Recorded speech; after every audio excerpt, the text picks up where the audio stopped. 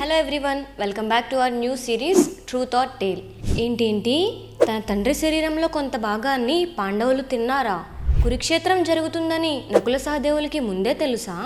కృష్ణుడు చనిపోయే వరకు పాండవులు చనిపోకూడదని ధర్మరాజు కృష్ణుడి దగ్గర ప్రమాణం తీసుకున్నాడా? వీటిలో ఏది నిజం, ఏది అబద్ధం తెలుసుకోవాలంటే వీడియోని పూర్తిగా చూసేయండి. ఈ కథను నేను యూట్యూబ్ ఛానల్స్ అలాగే ప్రఖ్యాతి చెందిన ఒక యూట్యూబర్ రాసిన పుస్తకంలో నుంచి సేకరించింది. ఆ బుక్ ఏంటనుకుంటున్నారా? ఇదే ఆ బుక్. అయితే ఈ బుక్ స్టార్టింగ్లో ప్రధానంగా వ్యాస భారతం ఆధారంగా రాసినప్పటికీ ఆసక్తికరంగా ఉండడానికి దేశంలో వ్యాపించి ఉన్న జానపద కథలను కూడా పొందుపరిచినట్టు మెన్షన్ చేశారు. సో ఇక్కడ ఆ బుక్ రాసిన వాళ్ళని మనం ఏమనలేం. చదివే ముందు ఆ బుక్ దేని ఆధారంగా రాశారు, ఇలాంటి కల్పిత కథలను కూడా ఆ బుక్లో యాడ్ చేశారా అనేది తెలుసుకోవడానికి ముందు మాట చదవాల్సిన బాధ్యత మాత్రం మనదే అని గుర్తుపెట్టుకోండి. ముందుగా ప్రచారంలో ఉన్న కల్పిత కథ ఏంటో తెలుసుకొని తర్వాత అసలు నిజం ఏంటో తెలుసుకుందాం. వీడియోని స్కిప్ చేయకుండా లాస్ట్ వరకు చూడండి. పాండురాజు చావు బ్రతుకుల మధ్య ఉండగా తన కుమారులను పిలిచి ఈ విధంగా చెప్పాడు. నా శరీరంలో కొన్ని శక్తులు ఉన్నాయి కాబట్టి నేను చనిపోయిన తర్వాత మీ 5గురు నా శరీరంలో నుంచి కనీసం చిన్న ముక్కనైనా తినండి అని అన్నాడు. తన తండ్రి పరిస్థితిని చూసి ధర్మరాజు, భీముడు, అర్జునుడు తట్టుకోలేక అక్కడి నుంచి వెళ్ళిపోయారు.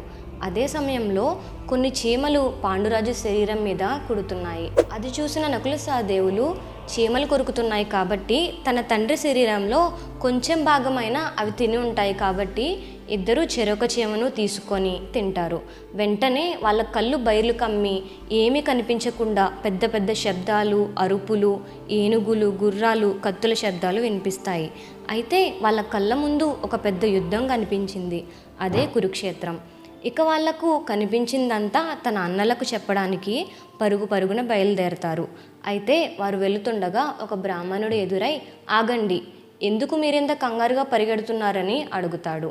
అప్పుడు వాళ్ళిద్దరూ కురుక్షేత్రం అనే పెద్ద యుద్ధం జరగబోతోంది, ఇది మా అన్నలకు చెప్పి దాన్ని ఆపడానికి వెళ్తున్నామని అంటారు. అయితే అప్పుడు ఆ వృద్ధుడు ఈ విధంగా చెప్తాడు, మీకు భవిష్యత్తులో జరగబోయేది కనిపించిందని అంటున్నారు. జరగబోయేది ఆపడానికి ప్రయత్నిస్తే దానివల్ల ఇంకా పెద్ద నష్టం జరగచ్చు. కాబట్టి మీ ప్రయత్నాన్ని మానుకోమని చెప్తాడు. మీరు కనుక ఈ విషయాన్ని ఎవరికైనా చెప్తే మీ తల 1000 ముక్కలై మరణిస్తారని ఆ వృద్ధుడు అంటాడు. అయితే బయట జరుగుతున్న విషయాన్నంతా లోపలి నుంచి పాండురాజు చూసి, ఓ బ్రాహ్మణ, ఒకసారి ఇలా రండి అని పిలుస్తాడు. అప్పుడు ఆ వృద్ధుడితో పాండురాజు ఈ విధంగా అంటాడు, ఒకవేళ మీకంటే ముందు నా కొడుకులంతా మరణిస్తే మీ కడుపు మీద వాళ్ళ చితిని పెట్టుకుని కాల్చుకుంటానని నాకు మాట ఇవ్వండి అని పాండురాజు వృద్ధుణ్ణి అడుగుతాడు. అంటే ఆ బ్రాహ్మణుని కంటే ముందు పాండవులు చనిపోతే అప్పుడు ఆ బ్రాహ్మణుడు కూడా వాళ్ళతో కలిసి చనిపోవాలి. కాబట్టి ఆ బ్రాహ్మణుడే పాండవులను మరణం నుంచి కాపాడాలి. ఆ మాటకు సరేనని బ్రాహ్మణుడు వెనుతిరిగాడు. అప్పుడు పాండురాజు గట్టిగా, నాకు మాట ఇచ్చావు కృష్ణ, మాట తప్పవుగా అని అన్నాడు. అప్పుడు ఆ బ్రాహ్మణుడు వెనక్కి తిరిగి చిన్నగా నవ్వి వెళ్ళిపోతాడు. అయితే ఆ బ్రాహ్మణుడు ఎవరో కాదు, సాక్షాత్తు శ్రీకృష్ణుడే. కనుక పాండురాజు మరణించిన తర్వాత పాండవులను రక్షించాల్సిన బాధ్యత కృష్ణునిదే అయింది. ఇది ప్రచారంలో ఉన్న కల్పిత కథ.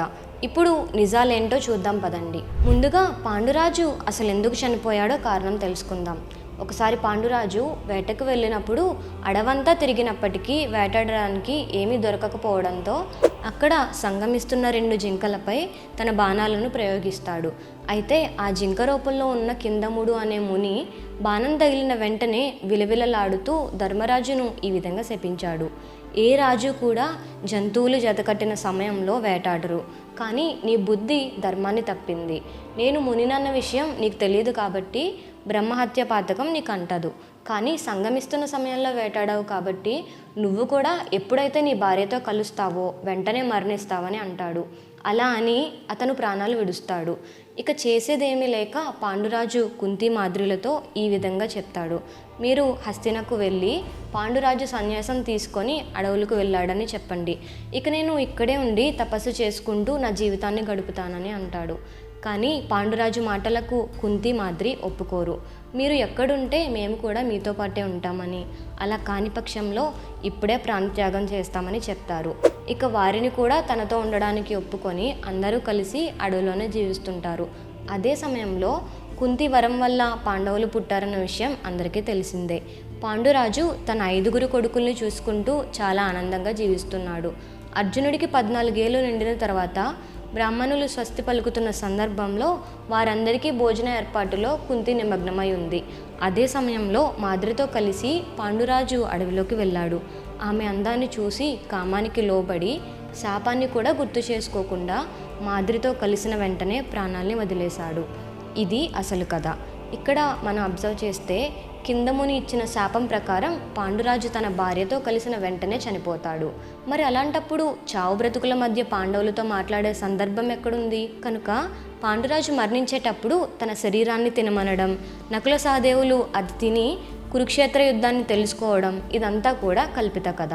అలాగే శ్రీకృష్ణుడు వచ్చి కలవడం కూడా కల్పితమే. ఎందుకంటే శ్రీకృష్ణుడు పాండవులను మొట్టమొదటిగా చూసింది ద్రౌపది స్వయంవరంలో. బ్రాహ్మణుల రూపంలో వచ్చిన వారందరినీ చూసిన కృష్ణుడు బలరామునితో వారే పాండవులని చెప్తాడు. కనుక తన కొడుకుల్ని కాపాడాలని పాండురాజు కృష్ణుని దగ్గర మాట తీసుకోవడం కూడా కల్పిత కథ మాత్రమే. మహాభారతంలో ఇలాంటి మరెన్నో కల్పిత కథలేంటి, వాటిలో నిజానిజాలెంతో తెలుసుకోవాలనుకుంటే ఇప్పుడే మన ఛానల్ని సబ్స్క్రైబ్ చేసుకొని పక్కనే ఉన్న బెల్ ఐకాన్ని యాక్టివేట్ చేసుకోండి.